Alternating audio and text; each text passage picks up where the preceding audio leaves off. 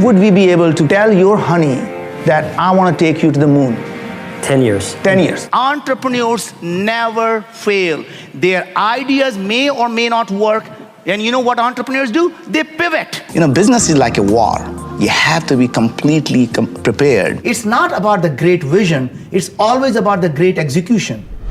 He's a business executive, entrepreneur, and founder and former CEO of InfoSpace. He's the co-founder of Moon Express, a company that is making machine-operated spacecraft to try to go to the moon and harvest it for its raw materials. He's on track to potentially become the world's first trillionaire. He's Naveen Jain, and here's my take on his top 10 rules of success. Rule number 1 is my personal favorite, and make sure to stick around all the way to the end for some special bonus clips. Also, as Naveen is talking, if he says something that really resonates with you, please leave it in the comments below and put quotes around it so other people can be inspired as well. Enjoy.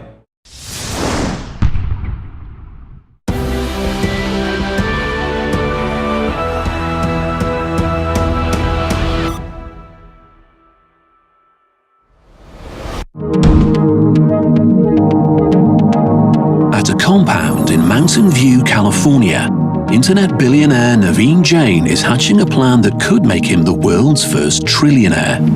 Naveen, good to see you, my friend. Good. So Naveen, the team is working hard, as it usually is. Of course. So we're going to land on the moon somewhere around here, close to where the Apollo spacecraft landed at the equator. How did you pick that area? Well, first of all, it's on the near side, so it's easily accessible from Earth. It's an area, the dark area are actually regions of lava plains, so they're not mountainous. Not so long ago, it was the Soviet and America's superpowers that were locked in a race to land on the moon. Now it's Bob and Naveen who are leading the competition to mine precious metals from its surface. Are we still on track to land on the moon by 2015? We're still on track, Naveen. Initially, we thought the mission was going to cost us about $100 million. Do you think we can bring the cost down to, say, $50 to $60 million now? Yeah, even less. Yeah, even less? I think the first mission will be under 50, and subsequent missions may be under 40. When would we be able to tell your honey that I want to take you to the moon? 10 years. 10 years. Not only will it be a honeymoon, but I'm taking my honey to the moon, and I think that'll be the killer. If you can do that, that's real business. If we can go to the moon for $50 million and the cost comes down to 20, and we're able to bring back the thing's worth $500 billion, I don't care what anybody says, that's a great business. Somebody is going to create $1 trillion industry in space, and we sure hope it's us. When you tell somebody what you're doing and they don't think it's a crazy idea, then you're thinking too small.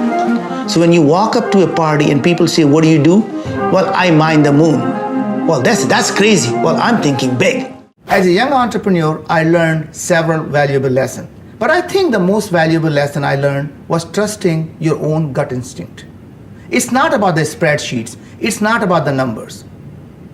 It is about what you feel in your heart. Just remember, there's so many variables in the real life. A spreadsheet can never capture them. The brain only works on the logic of zeros and one, and it doesn't know how to deal with a lot of the gray areas. Your gut, your heart, is a chemical computer. It computes things on a fuzzy magic, fuzzy logic. That means a lot of the times you will start to feel that something doesn't feel right, even though the numbers do add up. Never be afraid to fail. Entrepreneurs never fail. Their ideas may or may not work. And you know what entrepreneurs do? They pivot, right? Pivot is a way of saying, I have found a stepping stone to even bigger success. So the way you do that is always never let the ideas that has not worked become the failure of a person. You as a person becomes better every time. And the more have you failed, the more arrows you have back. So after the third time, you can go to anyone and say, sir, I am the right CEO because I know exactly what not to do 3 times over. I wake up about 4:30 and 5, and between 5 and 5:15, I am working on email, catching up on news, looking at the blogs, looking at the different opinions. Because people just don't sleep. I mean, they're working 24/7. Somewhere around the world, people are awake and working.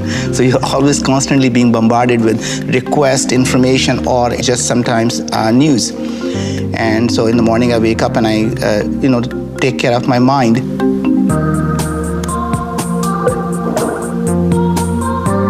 And then after that, I work out, and that's taking care of my body. And then I do meditate before I go to work, so that takes care of my soul. You know, business is like a war. You have to be completely prepared. And unless you have mind, body, and soul really all ready for it, you just can't fight that battle.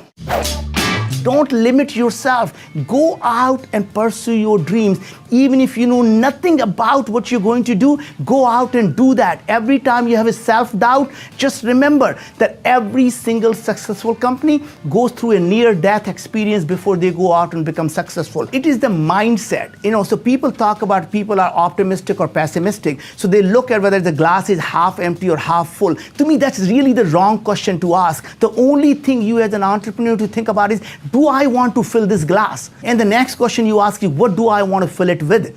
It doesn't matter what it looks like. Your job is to imagine and dream about what you want it to be. The biggest problems are really the social problems. And if you can solve them, it's a massive opportunity. Dream so big that people think you're crazy, and never be afraid to fail. If you want to make $1 billion, all you have to do is solve a $10 billion problem. So go out and find a way to provide the fresh water to the humanity. Go out and find a clean solution for energy. Go out and find a solution to agriculture. Find a solution to poverty. All of these are $100 billion problems. So don't think of them as a problem. Think of it as a great entrepreneurial opportunity. And solving any of these problems will make you a billionaire. Another valuable lesson I learned was being persistent while being flexible.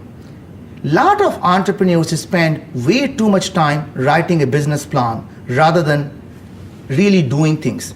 As you are continuing to execute, you will find new things. You will learn new variables. The trick is to have your business plan which only provides you the guidelines but not the roadmap. Because as you are going out and doing things in real world, you will find things will never ever turn out to be the way you expected them when you started a business. So it's not, don't try to stick to your business plan or spend too much time writing a business plan, but learn as you're executing on a business plan, and you will find yourself to be successful. For Naveen, the billionaire formula is simple. What makes a successful person? They go out and solve big problems. So you know how to make $1 billion? You solve a $10 billion problem. Having already made his billions, he now unashamedly wants to use his business brain to change our world. Let's focus on education, healthcare, energy, shortage of water, shortage of food, and I'm going to tell you how innovation and entrepreneurship can solve each of these problems. Let's look at education. Imagine if you are able to use a $25 tablet and build some type of a game that's more effective than a private tutor, and it's more addictive than the most addictive video game. Think about it. One day, a child is going to come to the mother and say, "Mom, can I just play one more hour of math? Because I enjoy it so much."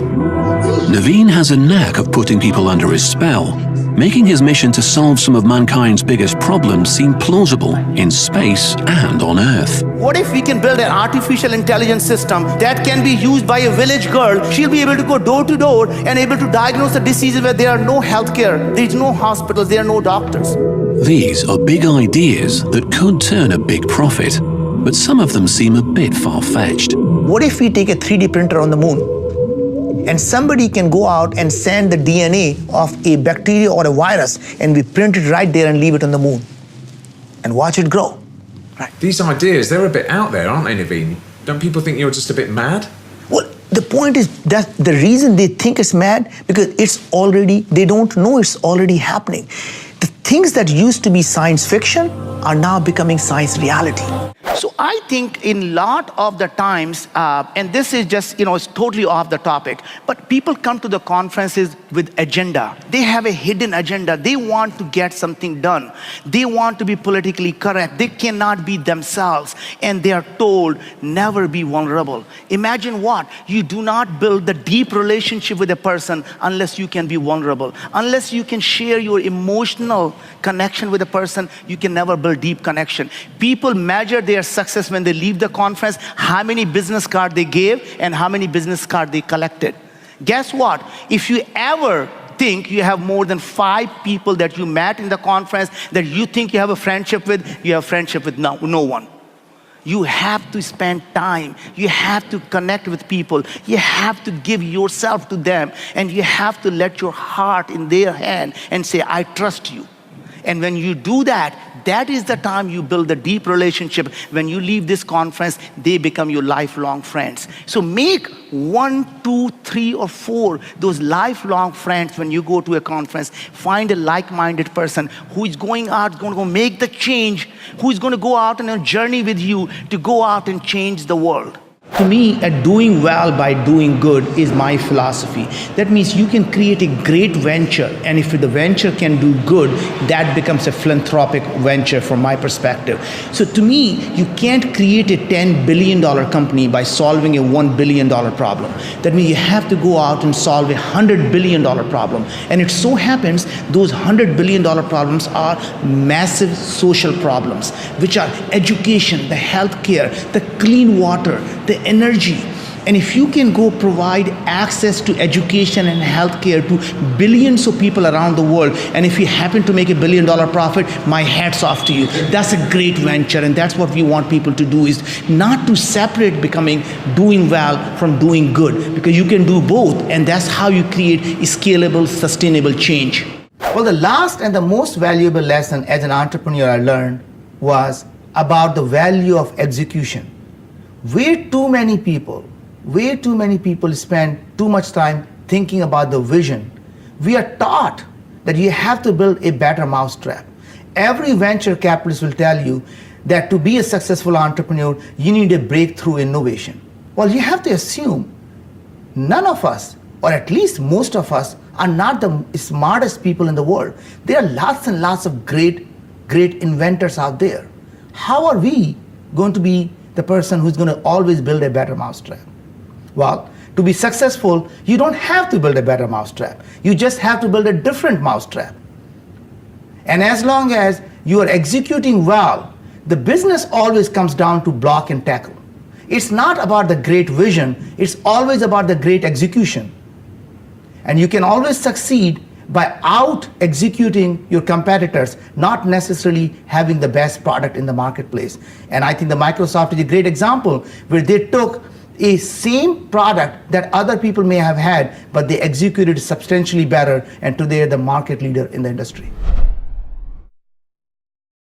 Thank you guys so much for watching. I made this video because Ali asked me to, and thank you so much, because this was one of the most fun and inspiring top 10s that I think we've ever put together. At least I was extremely inspired by it, and I love all my top 10s, but this one was especially inspiring. So thank you so much for that ask. And if you guys have somebody that you'd like to see profiled next, a famous entrepreneur that you want to be inspired by, please leave it in the comments below, and I'll see what I can do. I'd also love to know what rule had the biggest impact on you and why. What lesson are you going to apply to your life or business immediately?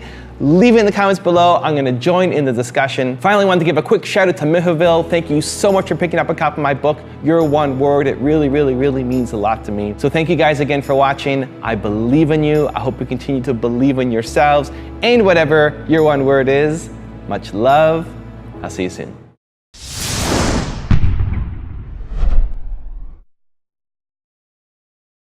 Think differently. It's not about thinking outside the box. It's about thinking in a different box.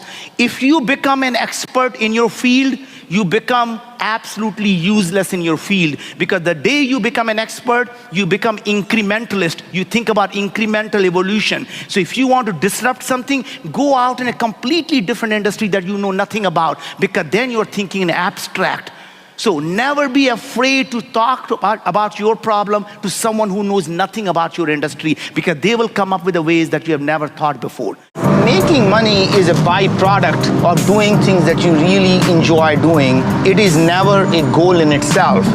And it's like having sex and orgasm. You have to enjoy the process and not focus on the end goal. People actually who focus on end goal, like getting an orgasm, never get one. As I was in college, I learned a couple of valuable lessons. One of them was passion. We have a lot of distractions in life, but there's something that is really important to us. We spend our waking hours and our sleeping time all thinking about that particular thing. Once you find that passion, you will find that it's no longer a work.